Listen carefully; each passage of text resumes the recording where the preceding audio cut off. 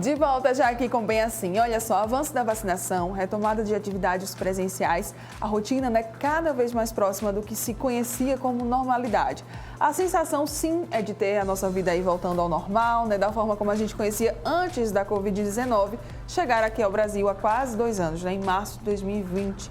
Pois é, porém o isolamento, a perda de pessoas queridas e tantas outras circunstâncias pandêmicas fizeram com que o Brasil se tornasse o país, pessoal, com mais casos de depressão e ansiedade crônica no mundo inteiro. E a pergunta que fica é, como é que a gente pode voltar ao normal? Eu vou fazer essa pergunta para Sabine Hollmann, que está aqui com a gente, nossa psicóloga. Obrigada mais uma vez pela presença, seja muito bem-vinda. Muito obrigada, Mara. É um prazer estar aqui mais uma vez, conversando Sim. de um assunto tão importante e que realmente é desafiador. Sim, eu que agradeço. Não tá, é um prazer mesmo.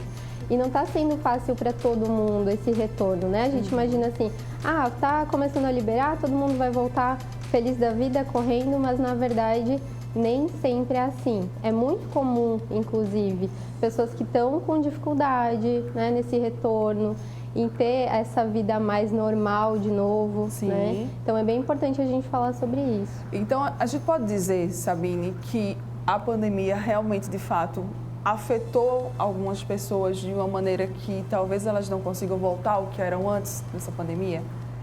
A pandemia afetou todo mundo de alguma forma, Sim. De formas diferentes. Então tem pessoas que foram mais afetadas, Principalmente aí se a gente fala das famílias que perderam alguém, Então, imagina aí, se a gente está falando em 600 mil mortos no Brasil, isso afeta uma quantidade de gente muito grande. Sim. São quantas famílias aí, que perderam alguém? E aí, com todo esse impacto, como é que fica esse retorno? Como é que fica o medo, Como é que fica a angústia? E também, muitas vezes, misturado com uma revolta, com um sentimento de estar inconformado também, Sim. Então, são muitos sentimentos aí.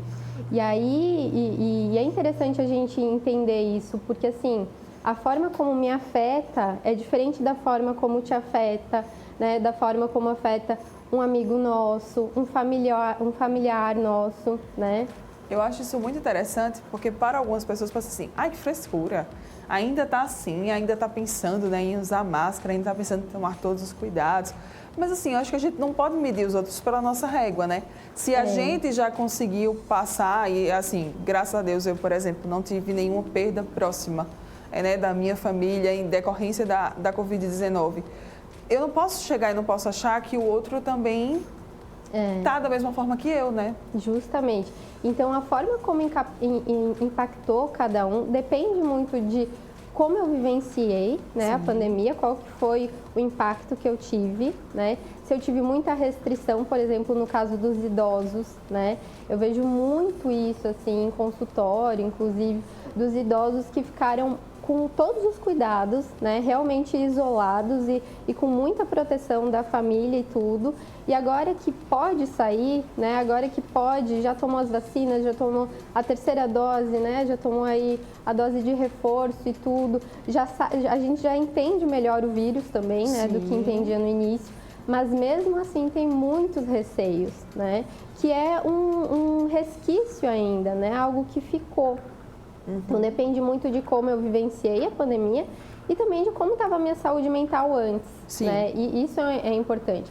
Como é que estava a minha saúde mental antes? Como é que, se eu tenho recursos, se eu já tinha recursos para lidar com ansiedade, com medo, Se eu já tenho aí uma capacidade melhor de lidar com esses sentimentos ou não, Então, é diferente mesmo para cada um esse retorno. Muitas pessoas acabaram desenvolvendo a ansiedade, E aí eu queria que a gente explicasse um pouquinho o que é, o que vai identificar de fato se é ansiedade, se não é. Sim, a ansiedade, ela tem vários sintomas, Que a gente pode perceber aí e identificar. Sinais, talvez, é melhor. Ela pode vir aí como um nervosismo, Que a gente percebe que está mais agitado. Ela pode vir como insônia, que eu não consigo dormir tão bem, ou não consigo ter aquele sono reparador de acordar descansado, Ela pode aparecer aí com sinais físicos também, da gente sentir a mão suando, Sim. Aquela mão assim mais trêmulo às vezes, a mão suando. Também, às vezes, até aquela tensão muscular, sabe? Eu já coloco a mão aqui, que é a minha que aparece. Sim, a minha é também. aqui no ombro mesmo, né? Aquela tensão. Então, são diversos sinais. Às vezes, muito problema também gastrointestinal, né? De má digestão, de, né, problemas mesmo nesse sentido. Também podem ser sinais de ansiedade. Então, tudo isso é importante a gente estar atento na gente e também nos nossos familiares. Eu acho que essa é uma dica importante, sabe? Se eu vejo que o meu pai, né, que a minha mãe, que o meu avô, meu tio, meu filho, né, um sobrinho, alguém aí da minha família, né, não tá funcionando tão bem assim. Talvez essa pessoa está precisando de uma atenção maior, né? Sei. E aí é importante também buscar ajuda, né? Psicológica ou mesmo conversar dentro da família, né? Já são alguns passos aí para a gente lidar melhor. Teve algum grupo que foi mais afetado pela pandemia, pelos seus efeitos? Olha, eu consigo pensar em alguns grupos, tá? O primeiro grupo é o grupo das pessoas que perderam pessoas próximas, né? Então, é um impacto, né? Imagina aí, se a gente fala em perder o pai, perder a mãe, né? Como é que é isso? Como é que é? Como que essa pessoa está lidando, né? Como essas famílias estão lidando com isso?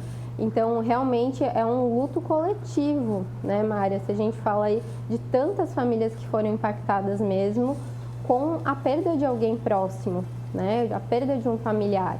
Então, esse é um grupo que a gente precisa estar atento, né?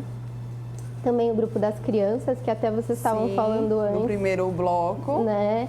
Então, as crianças que saíram da escola, né? Que ficaram muito tempo dentro de casa. E as crianças, assim como os adultos, a gente precisa de contato social, né? Então, tá aí privada desse contato social, tá em casa, às vezes só no apartamento, né? Com restrição de espaço mesmo. E aí voltar, às vezes estranha as pessoas, né? Tem aquela coisa assim de, meu Deus, quanta gente, a criança assim, não tá acostumada com isso, né? Então, tem todo um processo aí também para esse retorno. E um outro grupo que eu vejo é o grupo dos idosos, né? Porque a gente teve muito, assim, em geral, né? Uma proteção com os idosos e um cuidado, né? Com eles. E aí, esse é um grupo também que é importante a gente dar atenção. Como é que eles estão vivenciando essa volta, né? Tô me sentindo com coragem de dar os primeiros passos, né? De tentar ou não. Tô ainda, né? Totalmente com restrição. Sim. Né?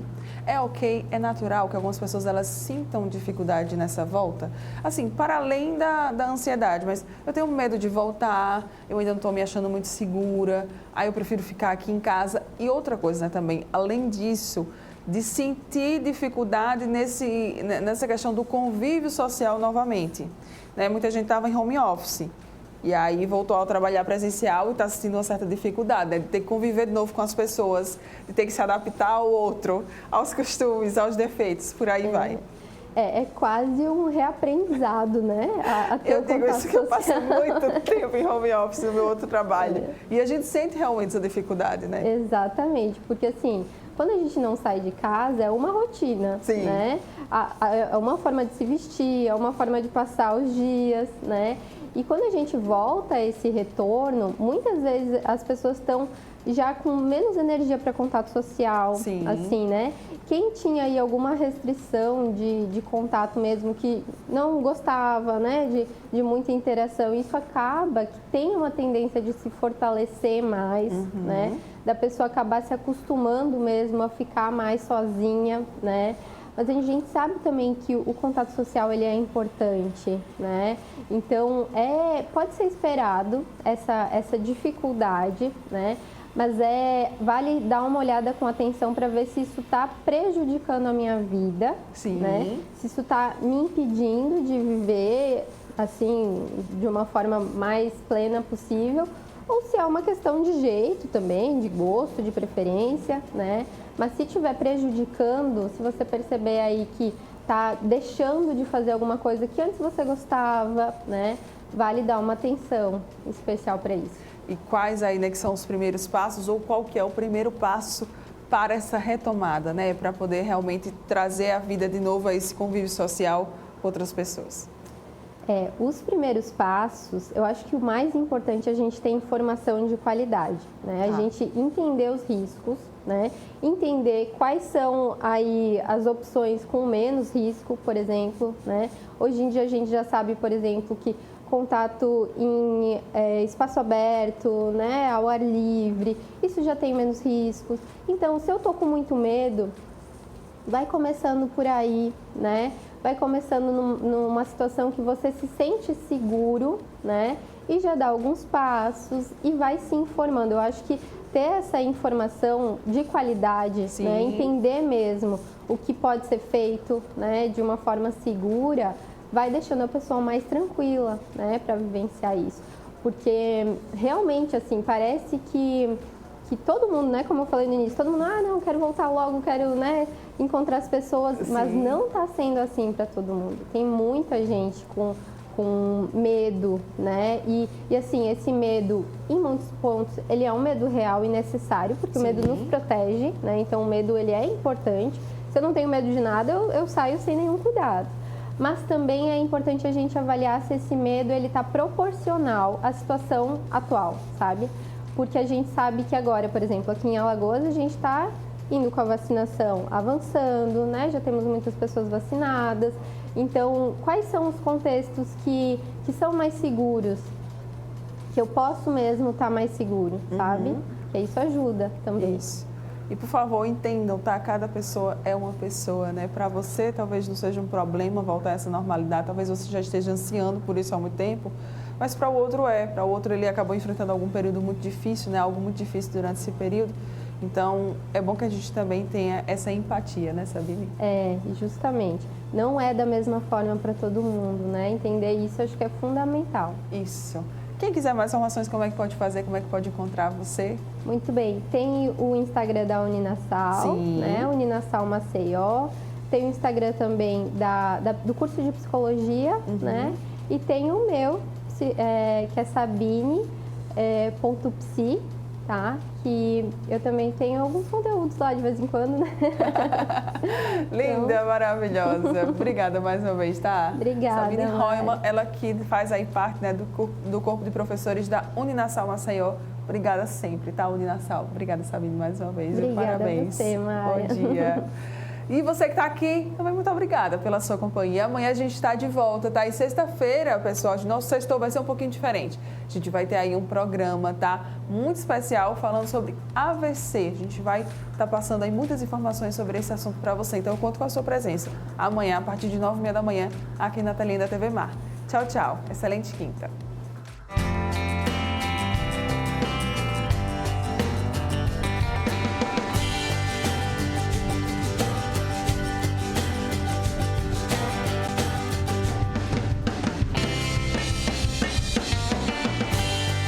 Oral Unique. Cada sorriso é único.